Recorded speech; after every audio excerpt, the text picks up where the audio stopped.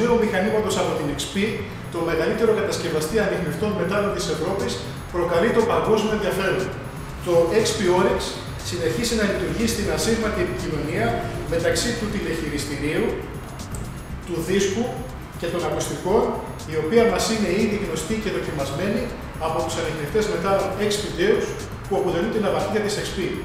Προσφέρει έτσι την απόλυτη εμπειρία ελαφριάς, φορητής και διαιτητικής έρευνας, ακόμη και χωρίς τη ράβδα. Για παράδειγμα, μπορούμε να τοποθετήσουμε τον ασύρματο δίσκο του XP Oryx μέσα σε ένα σάκο, το τηλεχειριστήριο στην τσέπη μας και τα προαιρετικά ασύρματα ακουστικά στα αυτιά μας και να βγούμε για έρευνα χωρίς να στοχοποιούμαστε.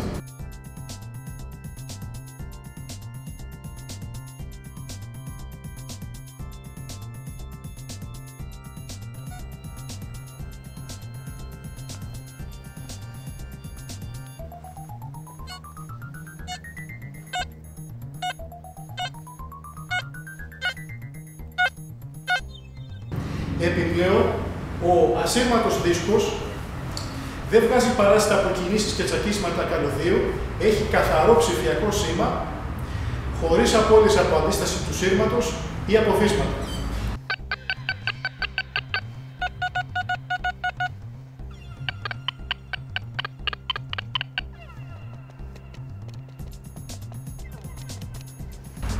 Ο ασύρματος ανιχνευτής μετάλλων XP Oryx παρέχει ορισμένα από τα στοιχεία του XP Deus σε μια χαμηλότερη τιμή αγοράς. Πωλείται στα 650 ευρώ ή στα 750 μαζί με το προαιρετικό ασύρματο ακουστικό και η τιμή αυτή το κάνει προσιτό σε όλους τους ερευνητές. Είναι κατάλληλος για έρευνα νομισμάτων και ψυγμάτων χρυσού. Θα αποτελέσει σημείο αναφορά στην κατηγορία τιμής του και όχι μόνο.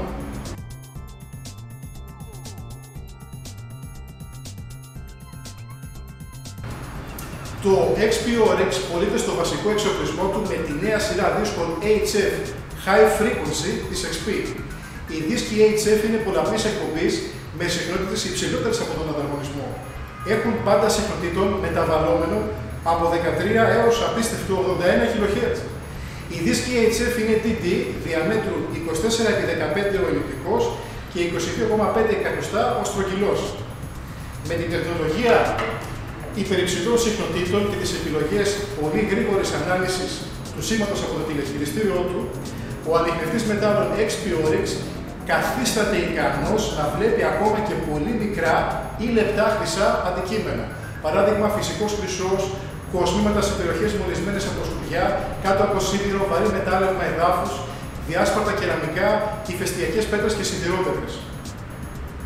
Εκεί που οι ανιχνευτές μετάλλων χαμηλών συχνοτήτων δεν εντοπίζουν στόχους, καθώς το ίδιο το έδαφος επιδρά σαν μάσκα που τους καλύπτει, ο εξελιγμένος ανιχνευτής μετάλλων XP Oryx με τη γρηγορότερη δειγματοληψία του σαρώνει τα ευρήματα.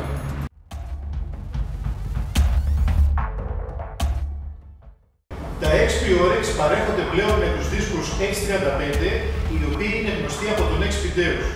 Η σειρά δίσκων X35 έχει καλύτερο βάθος για μεσαίου και μεγάλου μεγέθους μεταλλικά αντικείμενα. Συγκεκριμένα, στα πακέτα βασικού εξοπλισμού του Oryx μπορείτε να διαλέξετε δίσκο 22 ή 28 εκατοστών διαμέτρου, αλλά και τον μεγαλύτερο 34x28 σαν αξεσουάρ.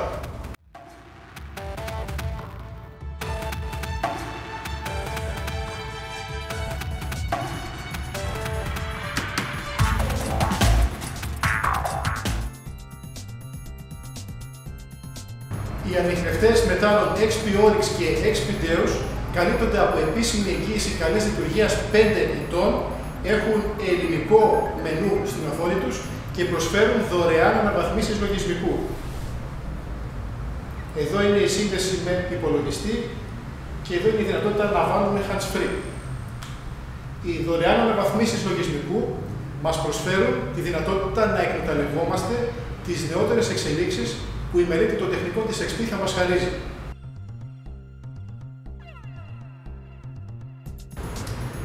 Κλείνοντας τον πρόλογό μου, θα ήθελα να σας παρακαλέσω να μείνετε μαζί μας. Το βίντεο θα είναι πολύ ενδιαφέρον.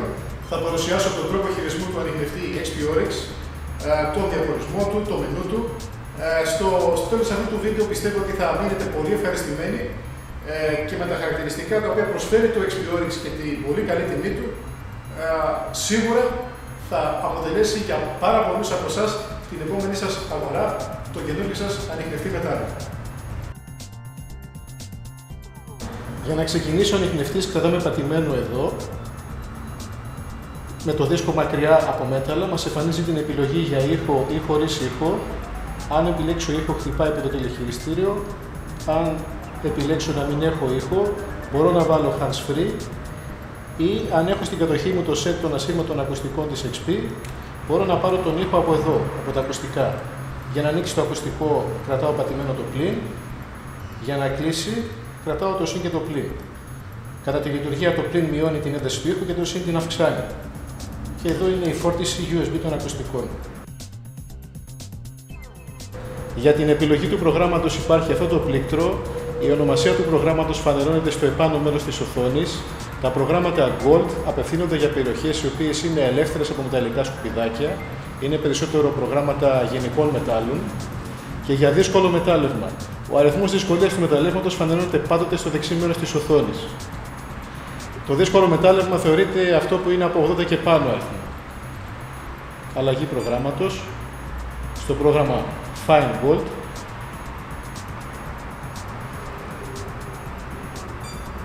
Το πρόγραμμα Coin Fast. Τα προγράμματα Coin απευθύνονται για περιοχές οι οποίες έχουν μεταλλικά σκουπιδάκια, καθώς έχουν καλύτερο διαχωρισμό μετάλλων, έχουν διαχωρισμό και στον ήχο με διαφορετικούς τόνους ανάλογα το μέταλλο και για πιο αρχάριο χειριστή. Coin Fast και Coin Deep.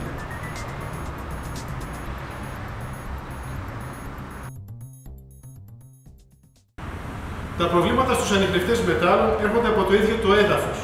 Τα χώματα έχουν μέσα τους σιδηρόπετρες, βοξίτες, γρανίτες, χρώμιο, όλα αυτά τα μεταλλεύματα τα οποία βγάζουν ψεύτικα σήματα στους ανιχνευτές μετάλλων.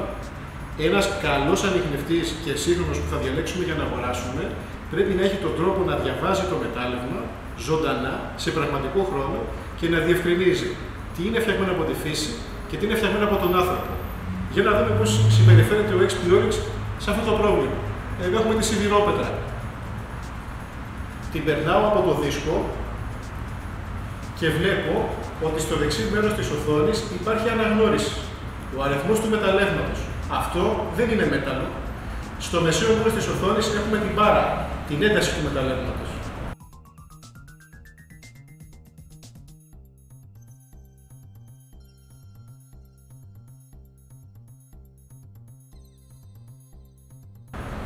Να κάνουμε και ένα άλλο πείραμα. Εδώ έχουμε ένα κεραμικό. Το περνάμε και αυτό από το δίσκο. Ο ανιχνευτής θα κάνει αναγνώριση. Στο δεξί μέρος της οθόνης βγάζει κάποιον άλλο αριθμό. Αυτά λοιπόν είναι τα σήματα από τη φύση, από το έδαφος. Δεν τα χτυπάει και δεν τα σκάβουμε. Για να δούμε τη συμπεριφορά του σε ένα μέταλλο. Ένα μικρό δαχτυλιδάκι. Αυτόματα με το που περνάω το μέταλλο, χάνονται οι ενδείξεις του χώματος, γιατί ο ανιχνευτής αναγνωρίζει ότι αυτό πλέον δεν είναι πέτρωμα, είναι μέταλλο, φτιαγμένο από τον άνθρωπο.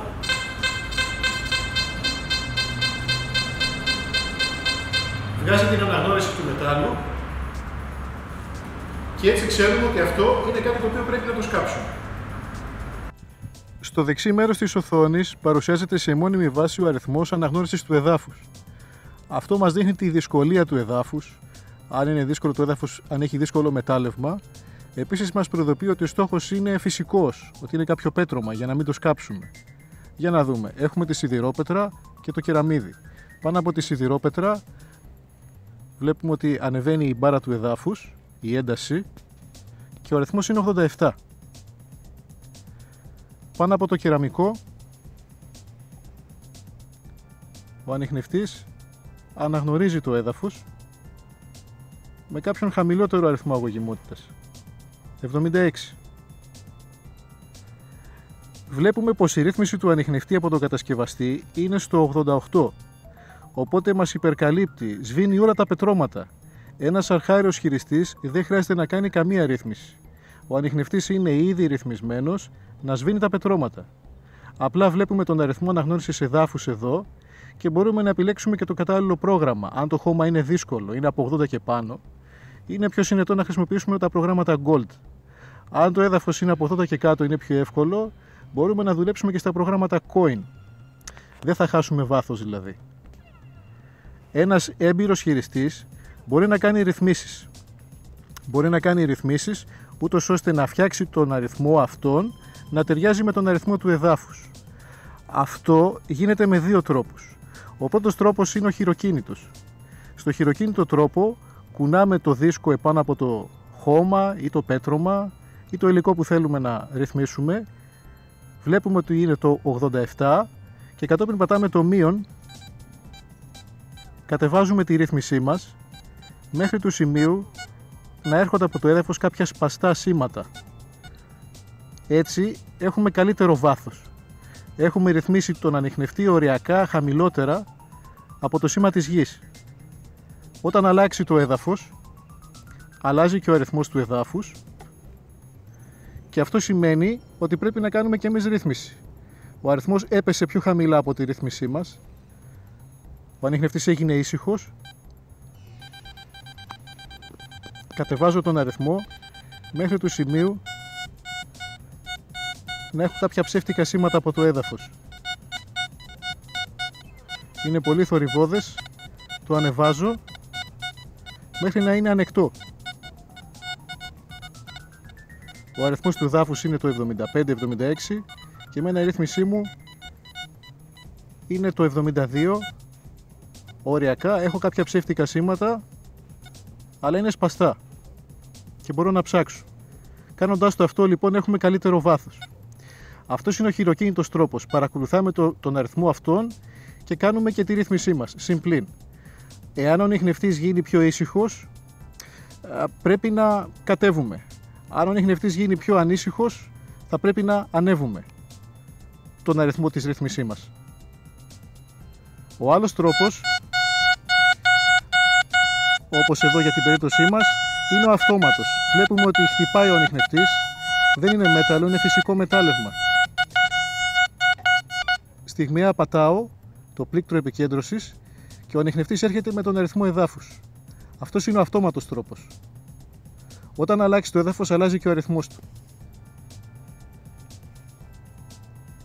Τότε, με ένα στιγμιαίο πάτημα, μπορούμε να κάνουμε ρύθμιση. Η αυτόματη ρύθμιση φέρνει το νούμερο της ρύθμισης ακριβώς στο νούμερο του εδάφους. Η χειροκίνητη ρύθμιση που κάνουμε με το συν και πλην, μπορούμε να κατεβάσουμε τη ρύθμισή μας χαμηλότερα από τον αριθμό του εδάφους και όσο πιο χαμηλά πάμε, τόσο καλύτερο βάθος έχουμε. Ανεχόμαστε όμως κάποια ψεύτικα σήματα. Υπάρχουν και πολλές περιπτώσεις όπου το χώμα δεν έχει μετάλλευμα. Μιλάμε για έδαφος το οποίο είναι καθαρό και δεν έχει μέσα μεταλλικά ψήγματα, όπως παράδειγμα αυτή εδώ η πέτρα. Λοιπόν, στην περίπτωση που το χώμα δεν έχει μετάλλευμα, τότε δεν θα υπάρχει και η αναγνώριση στο δεξί μέρος της οθόνης. Εάν ο χειριστής είναι έμπειρος και θέλει να κάνει ρύθμιση για να έχει καλό βάθος και σε αυτό το έδαφος το οποίο είναι καθαρό, δεν έχει μετάλλευμα, άρα ο ανιχνευτής δεν το αναγνωρίζει, δεν θα κάνει την αυτόματη ρύθμιση με το πλήκτρο της επικέντρωσης, αλλά παρόλα αυτά μπορεί να πατάει το πλήν πάλι έως ότου έρθουν κάποια σπαστά ψεύτικα σήματα από το έδαφος. Για την έρευνα πρέπει να διατηρούμε το δίσκο σε μόνιμη γρήγορη κίνηση και να κάνουμε πλατιές σαρώσεις. Το βήμα θα πρέπει να είναι ίσο με την επιφάνεια που καλύπτει ο δίσκος. Όχι περισσότερο, να μην αφήνουμε κενά στο έδαφος. Όταν ψάχνουμε δεν ελέγχουμε την οθόνη. Για να ελέγξουμε την οθόνη πρέπει να χτυπήσει με ένα σταθερό επαναλαμβανόμενο ήχο. Αυτό σημαίνει ότι είναι μέταλλο. Δεξιά, αριστερά, πάνω και κάτω. Η επόμενη κίνηση είναι να ελέγξουμε την οθόνη και ζητάμε να έχει σταθερό αριθμό αγωγημότητας. Ένα νόμισμα πάντοτε έχει σταθερούς αριθμούς. Ένας καλός στόχος έχει σταθερούς αριθμούς.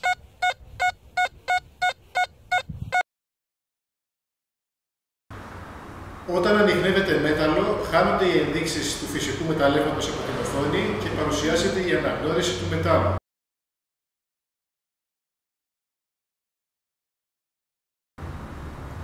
Μικρό σίδερο,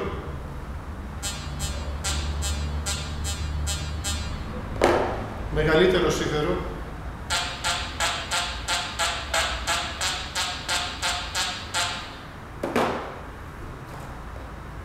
μικρό ευγενές κόσμημα.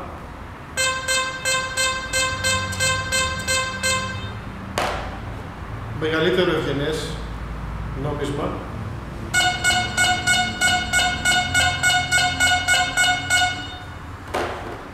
Πολύ μεγάλο νόμισμα ή μεγαλύτερη όγκη από ευγενή μέταλλα.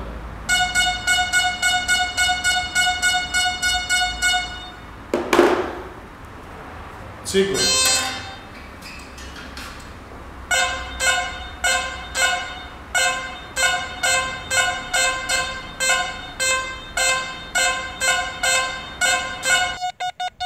Για την επικέντρωση μεταφέρουμε το δίσκο μακριά να μην χτυπάει και πατάμε αυτό το πλήκτρο. Στην επικέντρωση πάμε για να δούμε ακριβώς που είναι το κέντρο του στόχου, να ξέρουμε που θα σκάψουμε και να πάρουμε και μια ιδέα για την επιφάνειά του, να ξέρουμε αν είναι μικρός ή μεγάλος. Οπότε ο στόχος είναι εδώ, μεταφέρω το δίσκο μακριά στο έδαφος, κρατάω πατημένη την επικέντρωση, ώσπου να μου γράψει επικέντρωση και έρχομαι αργά αργά.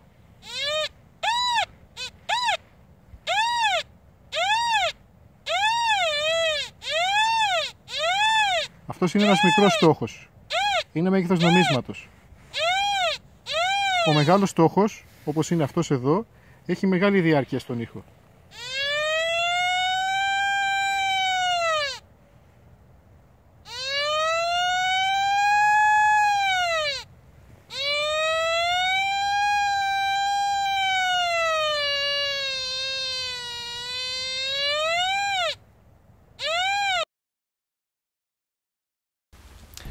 Στην οθόνη παρουσιάζεται εναλλασσόμενη η κατάσταση μπαταριών του τηλεχειριστηρίου ή του δίσκου, ανάλογα όταν βλέπουμε και το αντίστοιχο εικονίδιο. Για να μπούμε στο μενού επιλογών των προγραμμάτων Gold, των γενικών δηλαδή προγραμμάτων, των προγραμμάτων γενικών μετάλλων, πατάμε το μεσαίο πλήκτρο. Η βασική ρύθμιση είναι το βάθος, είναι η ευαισθησία του ανιχνευτή.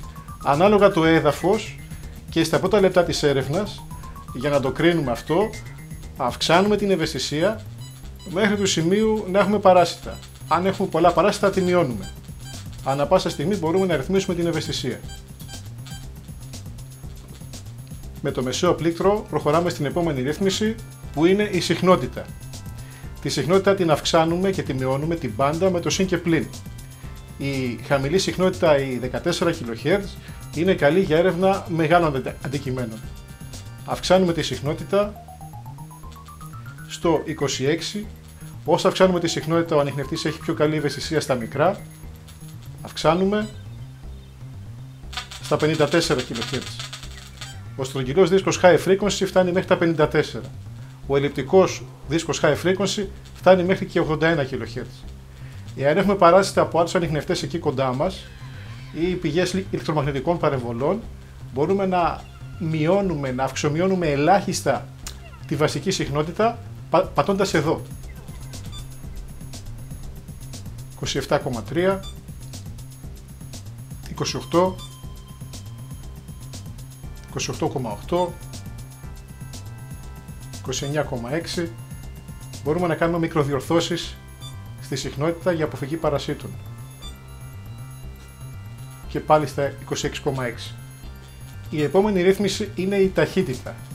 Αυτό δεν αφορά την ταχύτητα που κουνάμε το δίσκο, είναι η ταχύτητα που κάνουμε ανάλυση, που ο ανιχνευτής κάνει ανάλυση των μετάλλων.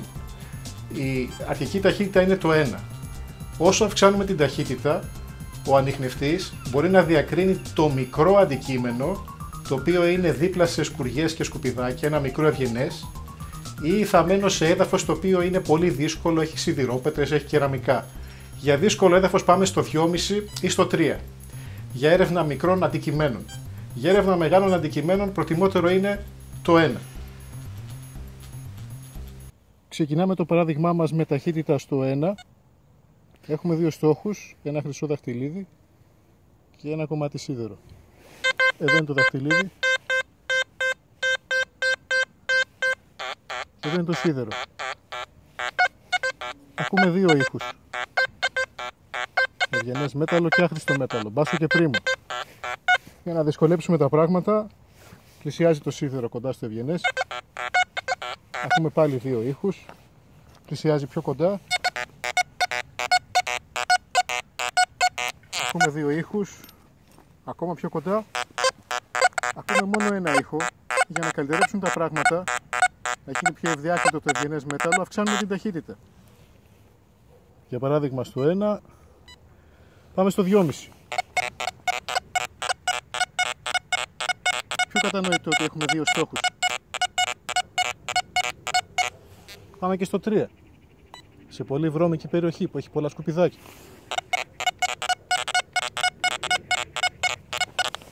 Και πιο κοντά ακόμα.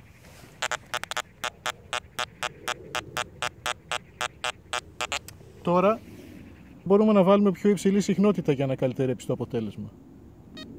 Πάμε στη συχνότητα, αλλάζω μπάντα, από 14 πάμε 28-30.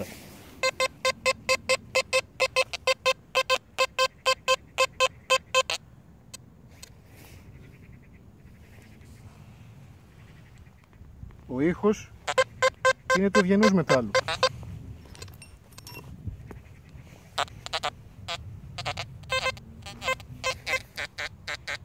Άχρηστο. Ευγενές. Η επόμενη ρύθμιση είναι ο διαχωρισμός του μεγέθους του σιδήρου. Όσο ανεβάζουμε τον αριθμό αυτόν, ο ανιχνευτής απορρίπτει επιφανειακά σιδηρούχα αντικείμενα βάσει του μεγέθους του. Τα διαχωρίζει. Αυτή η ρύθμιση, ο διαχωρισμός του σιδήρου, δουλεύει με τον ήχο σιδήρου. Αν έχουμε ήχο σιδήρου στο on, έχουμε μπάσο ήχο. Αν έχουμε ήχο σιδήρου στο off, κάνουμε απορρίψεις. Για να κάνουμε ένα παράδειγμα, βάζουμε ήχο σιδήρου on και ερχόμαστε στο διαχωρισμό του σιδήρου.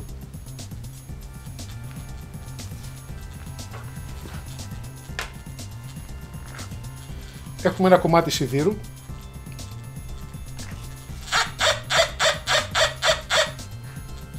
Αυξάνουμε.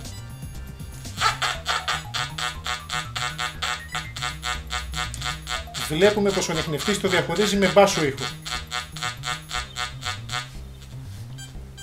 Το χαμηλώνω πάλι. Επανέρχομαι στον ήχο σιδήρου. Τον βάζω στο off. Πάμε πάλι στο διαχωρισμό σιδήρου.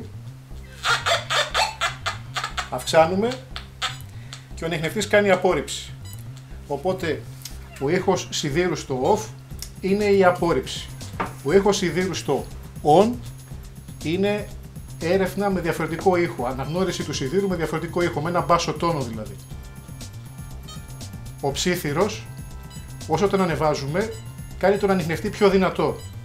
Ακούμε ένα συνεχόμενο ήχο.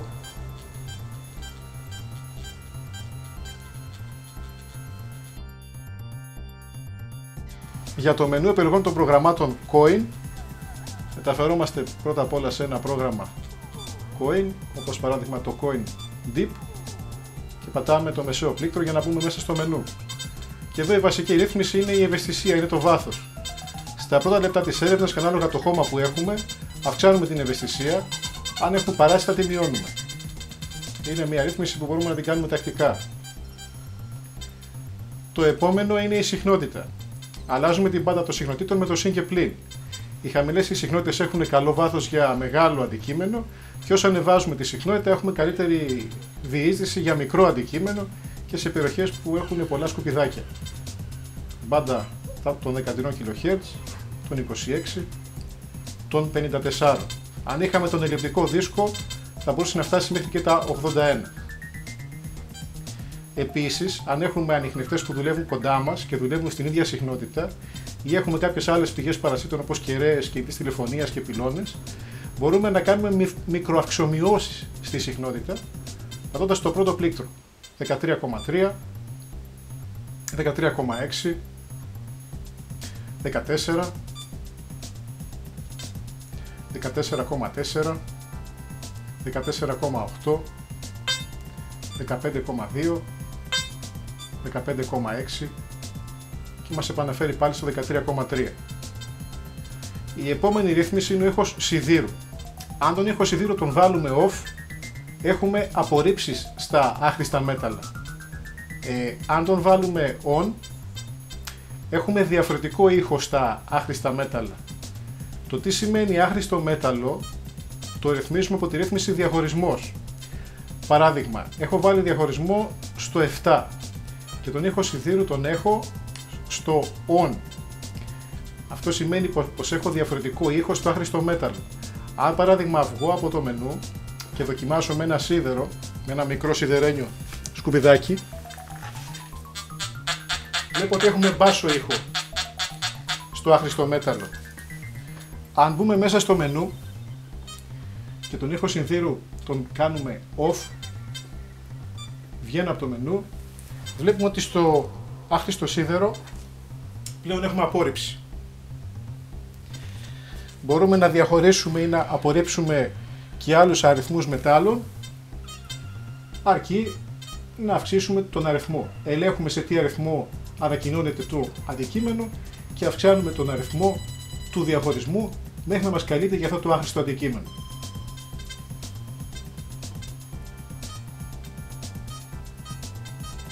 Η επόμενη ρύθμιση είναι η ταχύτητα. Η ταχύτητα ξεκινάει από το 1. Η ταχύτητα δεν έχει να κάνει με το πόσο γρήγορα πάμε το δίσκο, έχει να κάνει με το πόσο γρήγορα αναλύει ο ανιχνευτής τα σήματα των μετάλλων. Για έρευνα μικρών αντικειμένων χρειαζόμαστε ταχύτητα και την αυξάνουμε. Πάμε στο 2, αν έχουμε δύσκολο χώμα, σιδηρόπιτες κεραμικά, πάμε στο 2,5. Αν έχουμε και πολλά σκουπιδάκια ακόμα, τα οποία κάνουν μάσκα σε μικρό αντικείμενο, πάμε και στο 3. Εάν θέλουμε ο ανιχνευτής να έχει καλό βάθος για μεγάλο αντικείμενο, την ταχύτητα θα πρέπει να την κατεβάσουμε χαμηλά. Για τις γενικές επιλογές του ανιχνευτή, ανά πάσα στιγμή πατάμε το πρώτο πλήκτρο, στιγμίο πάτημα, γιατί με το παρατεταμένο κλείνει. Στιγμίο πάτημα λοιπόν, έχουμε τη διαρρύθμιση, πατάμε ναι, μπορούμε να ανοίγουμε και να κλείνουμε το φως στην οθόνη, δεν καταναλώνει και ιδιαίτερα την μπαταρία. Να αυξομειώνουμε την αντίθεση της οθόνης. Έχουμε την εφαρμογή GoTerran, την αναμενόμενη, που ο ανιχνευτής θα συνδέεται με το κινητό τηλέφωνο. Μπορούμε να κάνουμε ενημέρωση λογισμικού, κατεβάζοντας το πρόγραμμα από το xpmetaldetectors.com και συνδέοντας με USB καλώδιο τη μονάδα στον υπολογιστή. Αλλαγή γλώσσας, μεγάφωνο, ναι ή όχι, αν θέλουμε να κάνουμε πιο διακριτική έρευνα για να μην χτυπάει. Αυτές είναι οι ρυθμίσεις της διαρρύθμισης. Μετά έχουμε τα προγράμματα. Μπορούμε να αποθηκεύσουμε τις ρυθμίσεις μας σε ένα νέο πρόγραμμα και να δώσουμε και ονομασία. Πάμε στο δίσκο, μπορούμε να προσθέσουμε ή να αφαιρέσουμε ένα δίσκο. Πάμε σε μια καινή θέση, πατάμε ναι και βάζουμε τον καινούργιο σειριακό αριθμό με το συν και πλην. Εάν θέλουμε να σβήσουμε ένα δίσκο, τότε βάζουμε παντού μηδενικά, πατάμε τέλος και γίνεται διαγραφή του δίσκου. Επιστροφή. Έχουμε τα ακουστικά. Μπορούμε να ενεργοποιήσουμε το ασύρματο ακουστικό πιέζοντας για 3 δευτερόλεπτα για να το αναγνωρίσει ο Oryx. Η ζεύξη θα γίνει μία φορά και θα είναι για πάντα. Κατόπιν το ασύρματο ακουστικό θα κλείνει όταν θα κλείνουμε και τον ανιχνευτή. Θα το ανοίγουμε από το συν, από το πλην, θα το κλείνουμε με συν και πλην και θα κλείνει αυτόματα με το που κλείνει το τηλεχειριστήριο. Μπορούμε να συνδέσουμε ένα pinpointer Mi 6 με τον ανιχνευτή Oryx.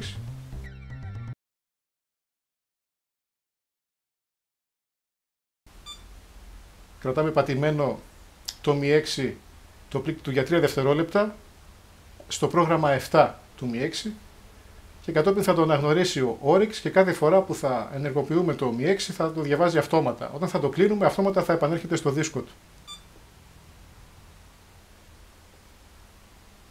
Και επιστροφή πάλι στην έρευνα. Βλέπουμε πως ο ανιχνευτής είναι συνδεδεμένος με το δίσκο του. Όταν όμως ξεκινήσουμε το pinpointer Mi 6, αυτόματα συνδέεται με το pinpointer.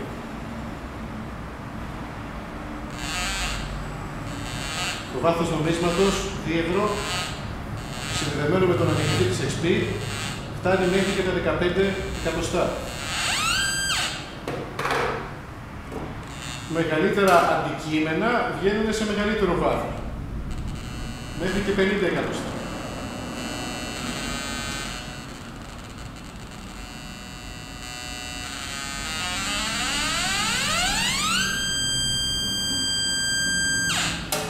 pinpointer είναι ένα χρήσιμο βοήθημα όταν σκάβουμε με τον ανιχνευτή, δεν χτυπάει πλέον μέσα στο λάκκο, μπορούμε να κατεβάσουμε το pinpointer στα μπάζα, να κάνουμε έρευνα για την ακριβή επιτύπωση του στόχου.